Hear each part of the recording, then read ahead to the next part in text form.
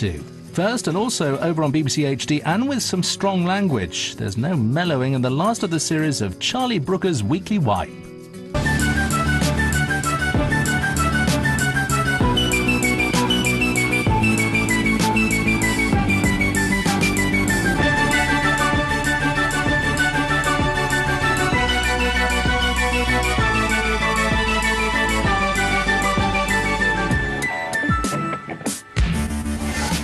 Hello, I'm Charlie Brooker and you're watching a very special Weekly Wipe, a show about things that have happened over previous weeks, which is a way of telling you that this is a compilation episode. Aren't you lucky?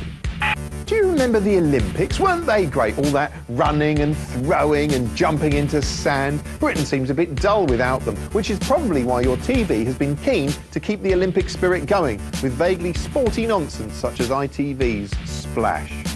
Tonight, Olympic hero Tom Daley coaches 5 celebrities as they dive headfirst into the most terrifying challenge of their lives. Falling doesn't get tougher than this. Yes, in what is the most unedifying example of celebrity plummeting since Rod Hull, ITV have unveiled Splash, starring the nation's favourite CGI Pixar boy, Tom Daley, seen here walking around in his pants like a bloke who's misplaced his locker key.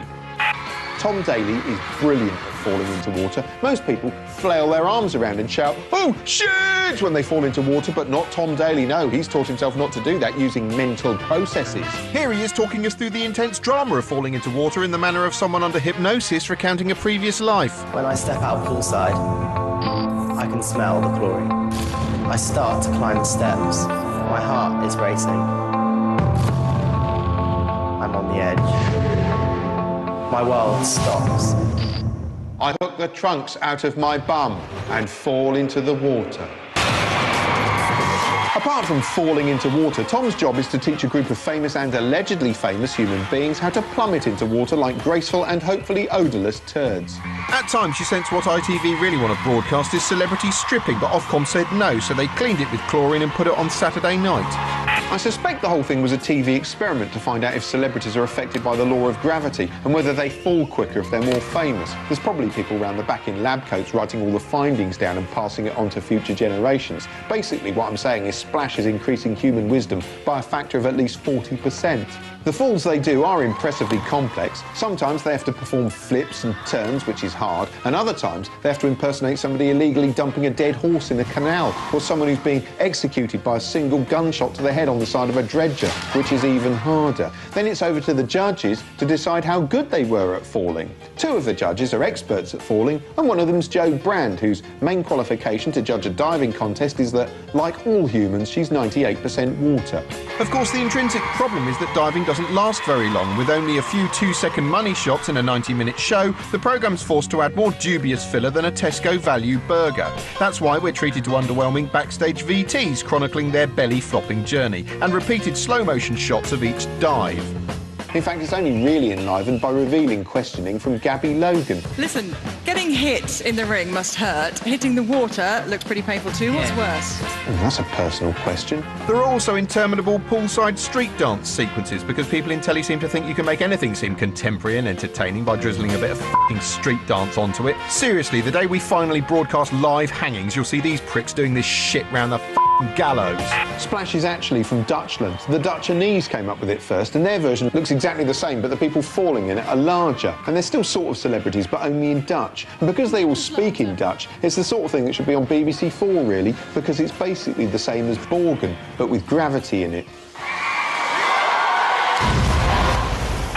Before last month, I didn't know anything about Marley. There was no connection between Marley and me. I thought it was a film about a dog. But the world started paying attention to Mali after a group of Islamic militants took over northern parts of the country. As the depressing subsequent coverage made clear, life in northern Mali was grim. Islamic extremists had gained a foothold there and were apparently making civilian life about as much fun as sitting through 9 episodes of Paddy's TV Guide, with regular public thrashings for minor infractions. Unsurprisingly, the locals moved out in an evacuation, or exodus. Well, that's Mali for you. The Malian army tried fighting back, but they seemed underprepared. As a startling French news report revealed, they were genuinely having to train without ammunition. Boom, boom, boom, boom. Boom, boom, boom, boom. Someone answer that gun. They weren't the best equipped army in the world. Their uniforms were threadbare and their weapons were jamming. Well, that's Mali for you.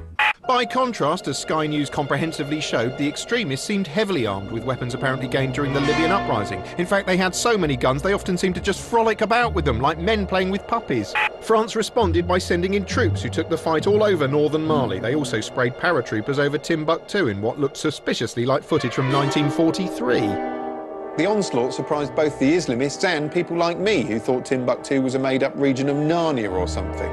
As the Islamists fled, Sky News broadcast footage of the jubilant locals recorded for posterity on a Commodore VIC-20. The people of Timbuktu were so delighted to be liberated by the French, they dressed up in celebratory costume for Sky's cameras, briefly turning Alex Crawford into Gok Wan. Look what this man has done. He's done Vive l'Opération Serval. That's the name of the operation that Francois Hollande has given it. And then on the back, a big thank you to not only to the French President Hollande, but all the other countries who've helped support this operation. That's quite a get-up. Get up, stand up. Well, that's Mali for you. While the scenes of celebration were genuine enough, what wasn't quite clear was who the routed extremists actually were. Whoever they were, there wasn't much footage of them, mainly just the chaos left in their wake, such as burnt-out cars and a strange emphasis on the book collections they'd destroyed. Do you know why libraries annoy Islamic extremists so much? Maybe they think the Dewey system was invented by Jews. In a sign the West is now taking the threat seriously, David Cameron committed troops to Mali, then hopped on a plane for a whistle-stop holiday tour of the troubled yet beautiful region, where he enjoyed the scenery, shuffled past traditionally dressed locals, marvelled at their detailed miniature leaders and fine array of meze, and generally did his best to blend in with his surroundings. In summary, the situation in North Africa, and Mali in particular, is clearly one to keep an eye on. Well, that's Mali for you. There was this really clever thing about penguins, which are these sort of birdfish things that live in Scotland or somewhere like that. They're happy animals, which is weird because it's really cold where they live and they don't have jobs. So they all sort of spend their time sort of standing around on rocks or waiting in dole queues. It was narrated by Doctor who kept telling these interesting penguin facts. Hopping is faster than waddling. Because he's Doctor Who, he knows what penguins think, so he'd tell you that too. He's nervous, but the march must go on. Sometimes when he couldn't think of anything else to say, he'd sort of just whistle.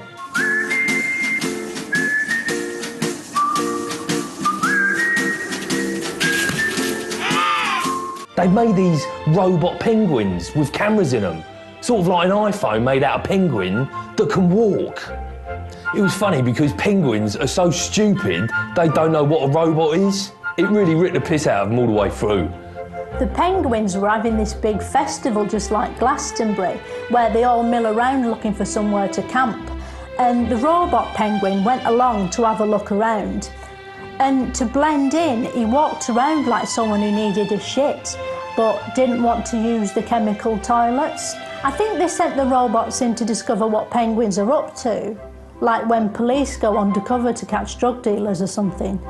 I mean, they didn't catch them doing anything because it turns out penguins are basically innocent and just sort of walk around on the beach thinking about fish. But if they had been criminals, that would have been it.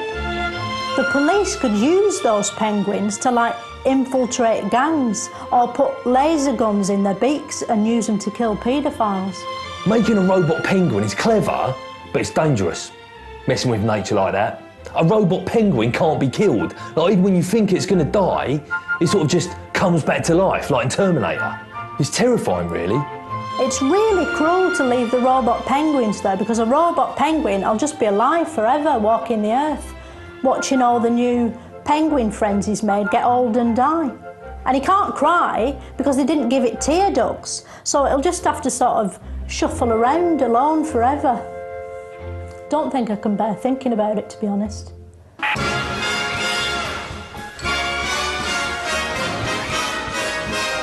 Publications, and in a series of disturbing ads, tranquil lunch breaks nationwide are repeatedly interrupted by the invasion of a cheerful oak tree. Hiya! So what did you think of the stories in this week's Take a Break? I don't know, what do I think of the stories in this week's Take a Break? Hang on a minute, haven't you lot got to go back to work? Nah. Oh, yeah, fuck British industry. It seems no lunch break is safe from Mel's weekly inspections. Hiya! Hiya! What do you think of the stories in this week's Take a Break? Well, they're all a bit depressing, to be honest with you. I mean, they're all about death and disease and like... Hiya! Oh, hiya! So, what do you think of the stories in this week's Take a Break? I don't know anymore. Haven't you lot got to go back to work? This is my work, Mel. A wave of recent tragedies in America left many over there calling for stricter gun controls. In fact, mass shootings are now so commonplace, they've genuinely started to make public information films on how to survive a massacre in the workplace. This is genuine.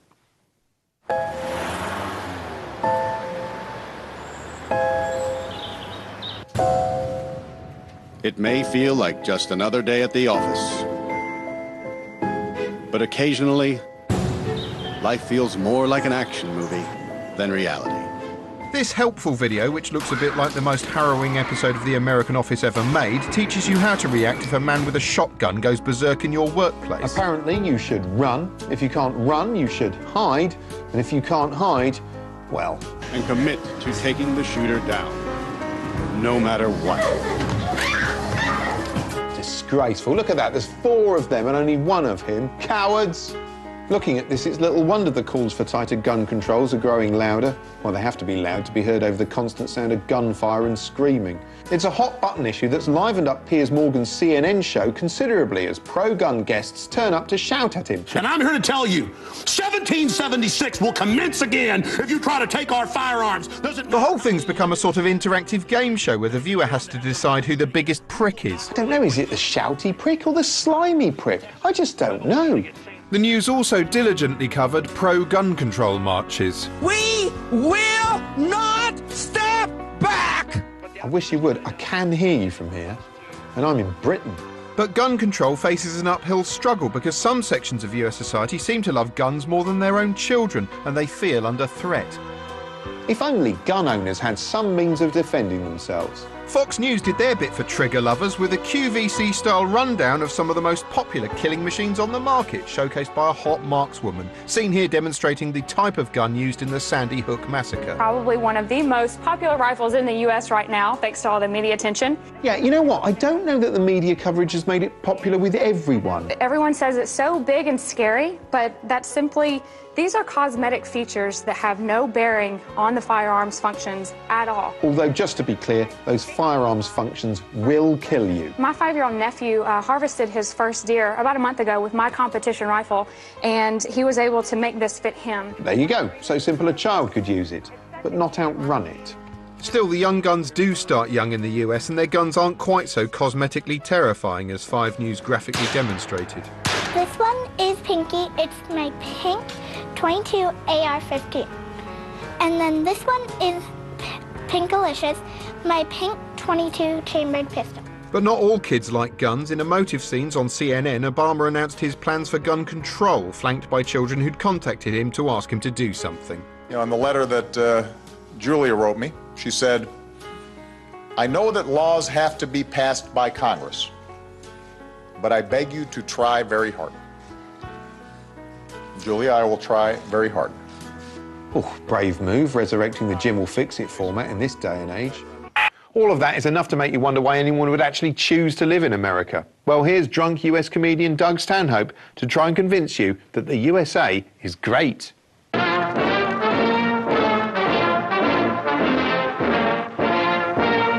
Doug Stanhope, and that's why I drink.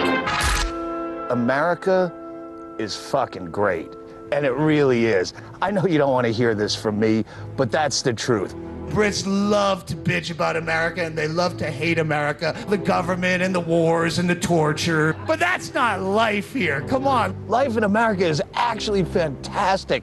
Everything works. Come here. I want you to be here. Just get a nonstop from Heathrow, go directly to Florida, walk down that ramp, and tell me if you can't immediately sense something's really good here. Rent a car, get a convertible, fill up the tank. Look at the price.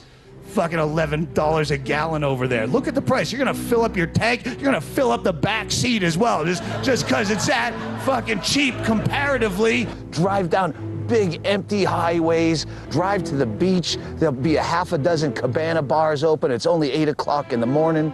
And they're waving at you. They're smiling at you, and they're waving for you to come on in. They want you to be there. because they don't know yet that you don't tip. Come on in. Come on in.